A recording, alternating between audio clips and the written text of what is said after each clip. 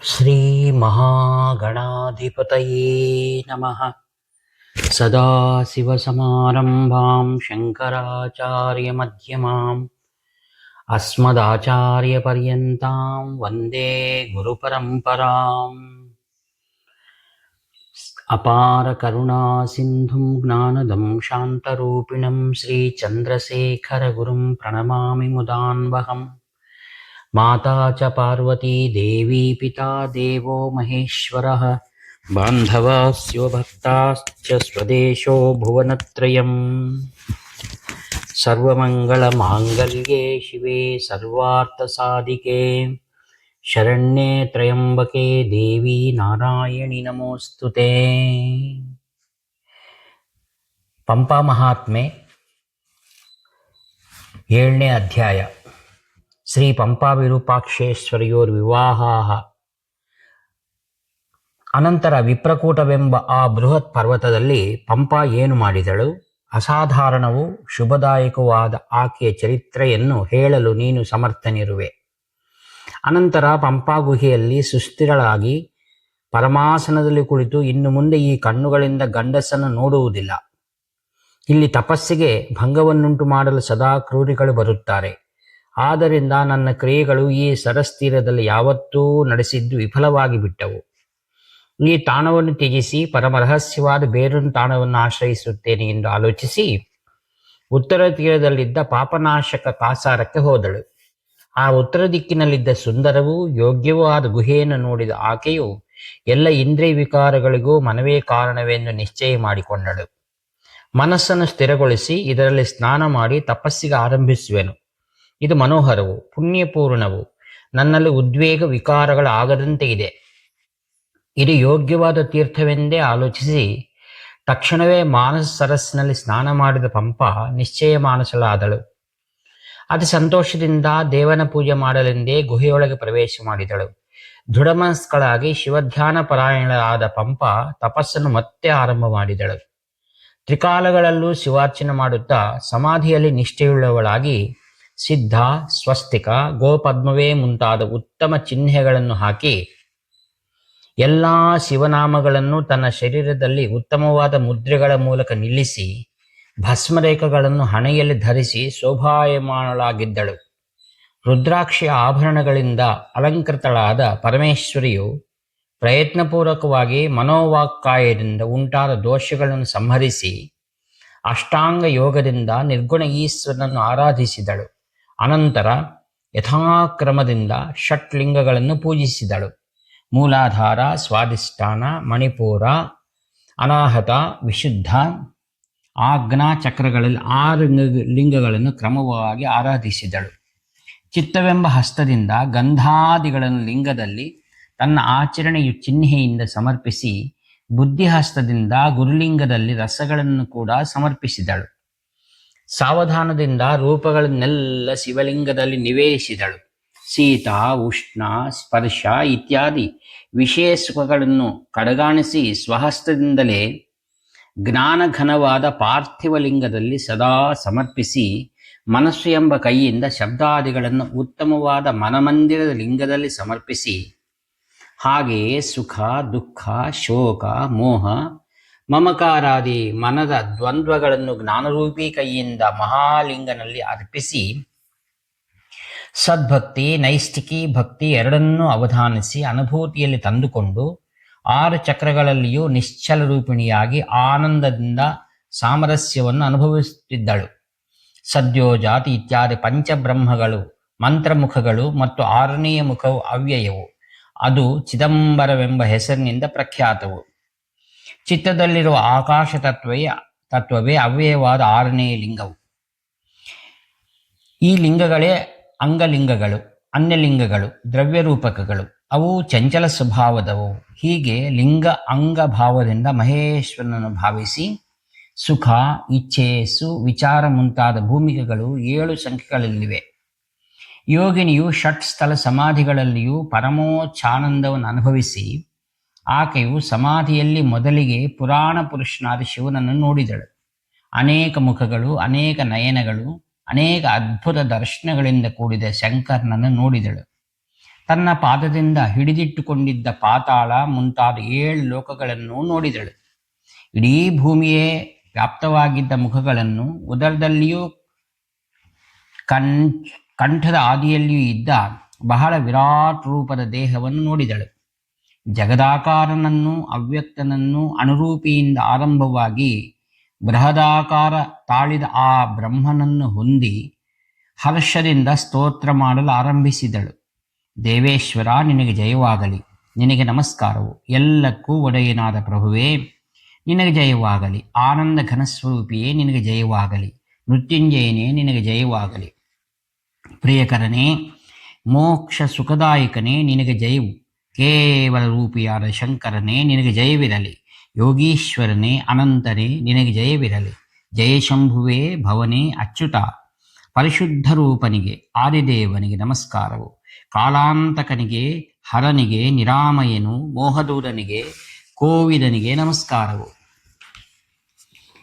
ತನ್ನ ಸಮಾಧಿ ಸ್ಥಿತಿಯಲ್ಲಿಯೇ ಸ್ತೋತ್ರಗೈಯುತ್ತಿದ್ದ ಆಕೆಯನ್ನು ಅರಿತು ಪ್ರಿಯಕರನಾದ ಶಂಭುವು ಹಿಂದೆ ನೀಡಿದ ವಚನವನ್ನು ಸ್ಮರಿಸಿಕೊಂಡು ದೇವತೆಗಳ ಸಮೂಹದೊಡನೆ ಎಲ್ಲರ ಅಭೀಷ್ಟಗಳೆಲ್ಲವನ್ನು ನೆರವೇರಿಸುವ ಹರನು ಹೇಮಕೂಟದಲ್ಲಿ ಆವಿರ್ಭವಿಸಿದನು. ಸುಮುಹೂರ್ತದಲ್ಲಿ ವಿಷ್ಣು ಅನ್ಯ ದೇವತೆಗಳ ಗುಂಪಿನೊಡನೆ ಭೂಮಿಯ ಮೇಲೆ ಪ್ರತ್ಯಕ್ಷನಾದನು.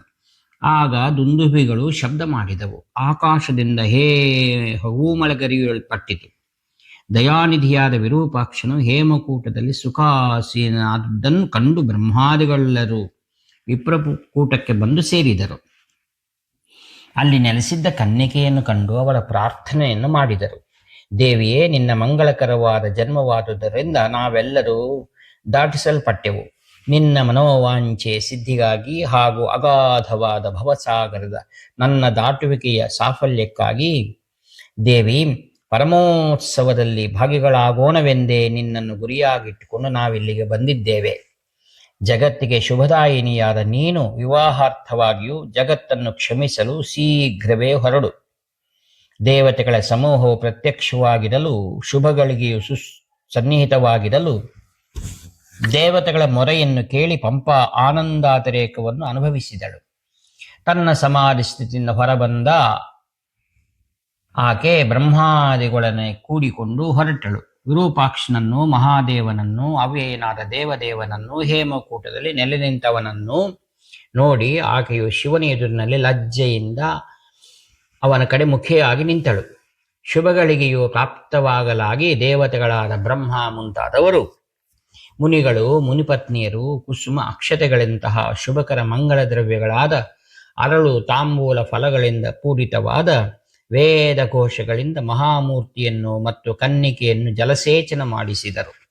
ವಿಪ್ರರು ವಿಧಿಪೂರ್ವಕ ಗೋತ್ರ ಪ್ರವರಗಳನ್ನು 3 ಬಾರಿ ಉಚ್ಚರಿಸಿದರು.